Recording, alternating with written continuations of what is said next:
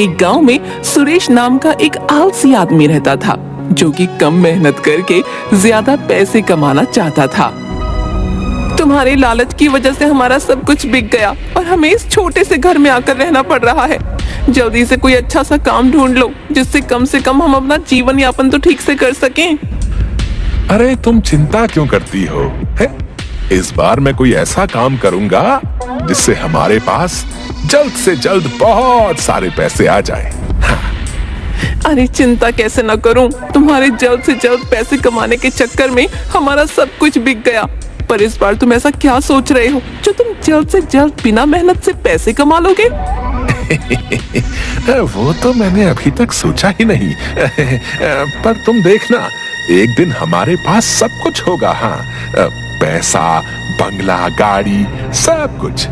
और तुम महारानियों के जैसे हुक्म चलाना बस। हाँ, जैसे सब तुम्हारे नौकरी पर आने का इंतजार ही तो कर रहे हैं। अच्छा सुनो, मुझे किसी काम से शहर जाना है, तो मुझे थैला दे दो। और कुछ चाहिए हो तो बता देना।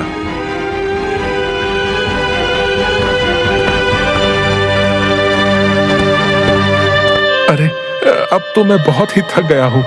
चलो, ये पास में बगीचा है, यहीं पर जाकर थोड़ा आराम कर लेता हूँ। सुरेश बगीचे में आराम करने लगता है। वैसे उर्मिला आज बात तो सही कह रही थी, मुझे कोई ना कोई काम तो ढूंढना ही होगा। पर ऐसा कौन सा काम करूं जिससे बहुत सारा मुनाफा हो? अरे ये क्या, आम? क्यों ना मैं फलों का व्यापार करूं। हाँ, मैं अपना एक फलों का बगीचा लगाऊंगा। हाँ, और फिर मुझे बहुत सारा मुनाफा होगा। मैं आज ही शहर से बीज लेकर आता हूँ। अरे नहीं, पर उसमें तो बहुत समय लगेगा। तब तक मैं क्या करूंगा? और अगर मैं मंडी से फल खरीद कर भी बेचूं, तब भी मुझे ज्यादा मुनाफा नहीं होगा और मेहनत भी बहुत लगेगी।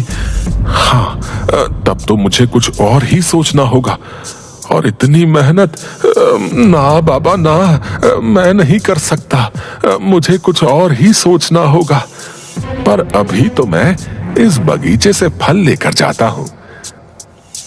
उर्मिला और बच्चे खुश हो जाएंगे।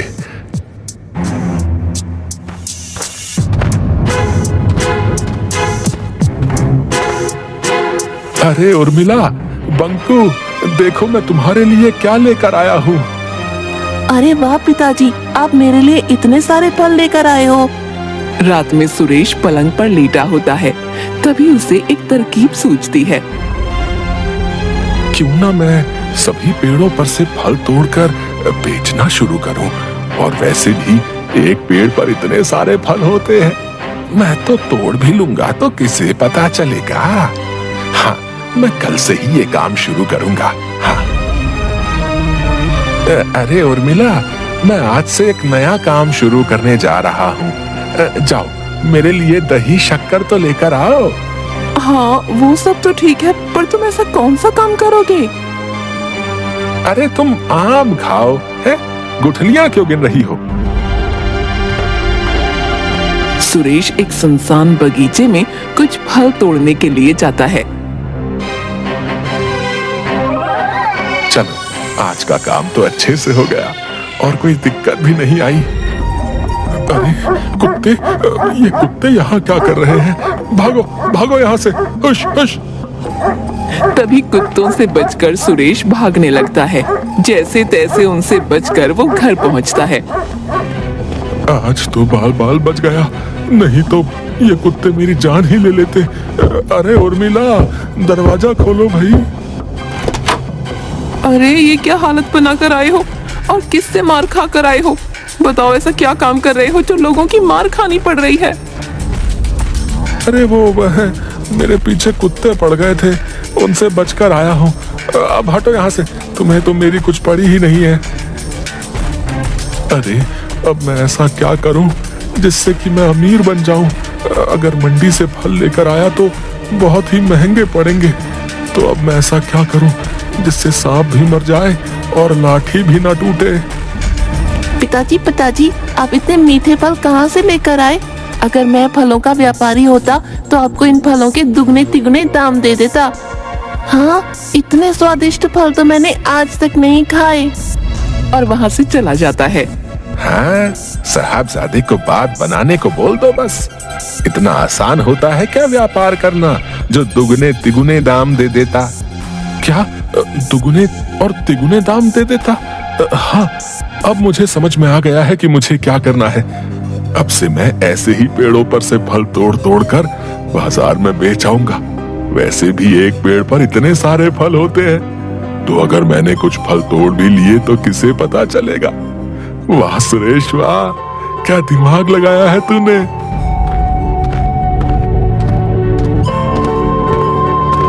फिर सुरेश एक बगीचे में से कुछ फल तोड़कर बाजार में बेच आता है।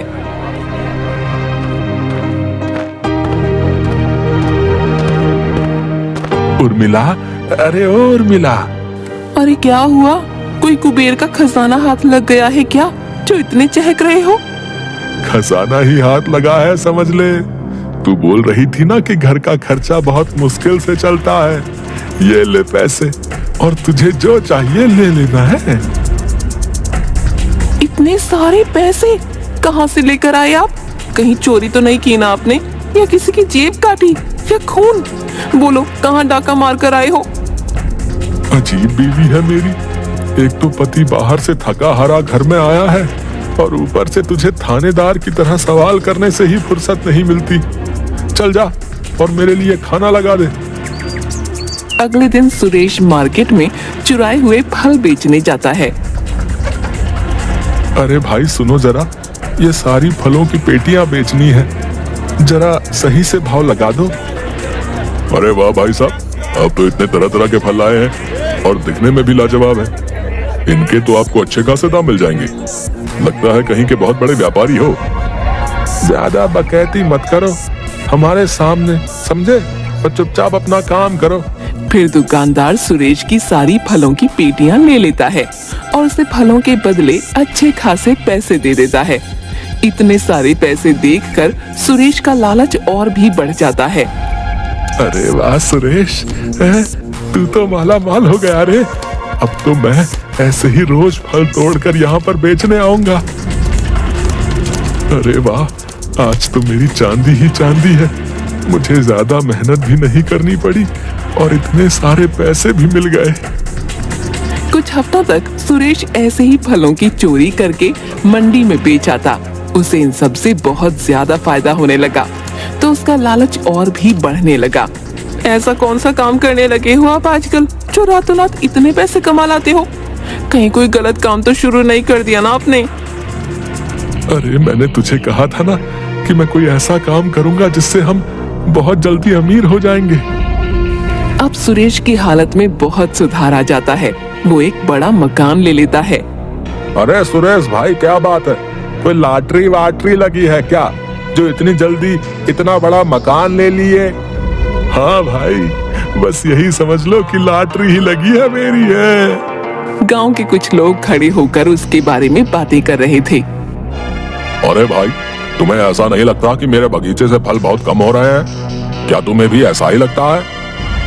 हाँ, बात तो सही कह रहे हो भैया, लग तो मुझे भी ऐसा ही रहा है। कहीं ऐसा तो नहीं कि हमारे फल कोई चोरी कर रहा है? क्या भाई, तुम भी बिना सर पैर की बातें करते हो हैं? तुमने फलों को गिनकर रखा था क्या जो कह रहे हो कि चोरी हो गए?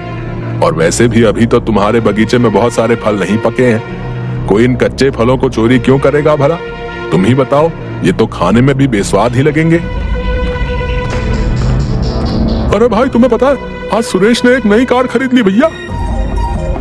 क्या कार खरीद ली? अरे सुबह से कोई मिला नहीं क्या जो हमें बुद्धू बना रहे हो?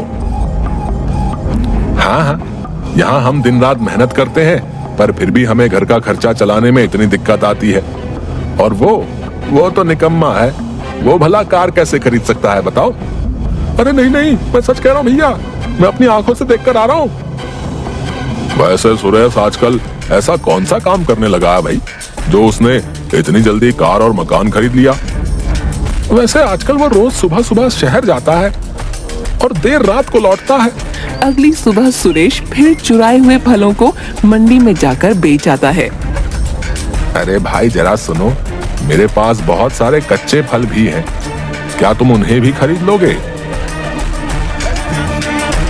नहीं भाई, कच्चे फल तो हम नहीं लेते क्योंकि वो ज्यादा बिकते नहीं हैं और ज्यादा स्वादिष्ट भी नहीं लगते। पर हाँ, मैं तुम्हें उन्हें पकाने की एक तरकीब बता सकता हूँ। अरे भाई बताओ बताओ। फिर मंडी का आदमी सुरेश को फल जल्दी पकने वाली दवाई दे देता है। ये लो, इस दवाई से तुम्हारे फल बहुत ही जल्दी पक जाएंगे, समझे? रात को सुरेश फिर से किसी के बगीचे में चोरी करने जाता है। पेड़ पर चढ़कर फल चुराते समय वो गिर जाता है। अरे बाप रे, बहुत जोरों की लगी है, खड़ा भी नहीं हुआ जा रहा। बगीचे का मालिक वहाँ पर पहुँच जाता है। अरे कौन है वहाँ पर? फिर जैसे तैसे खड़े होकर सुरेश दौड़ने लगता है।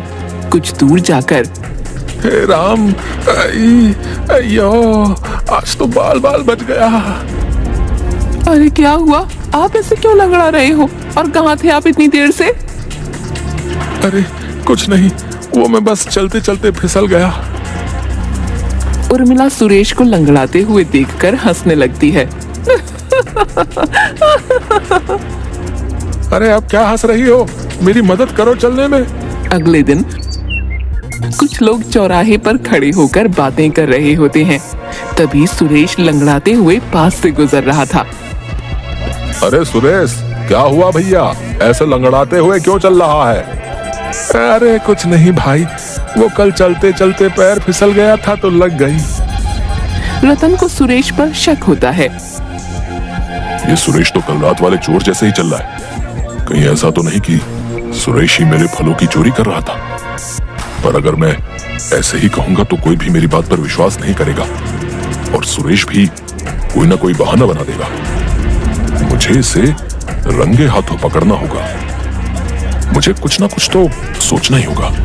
रात को सुरेश फिर से रतन के बगीचे में चोरी करने के लिए पहुंच जाता है।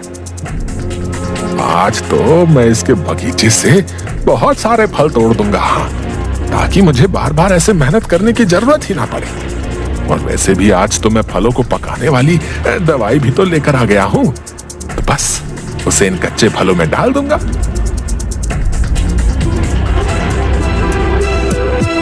सुरेश रतन के बगीचे के बहुत सारे फल तोड़ लेता है और अपने घर के गोडाउन में चुपके से रख देता है और उसमें फल जल्दी पकने वाली दवाई डाल देता है। अगले दिन रतन देखता है कि उसके बगीचे के बहुत से फल गायब हैं। अरे भाई, तुम्हें पता है मेरे बगीचे के फल जादुई हैं।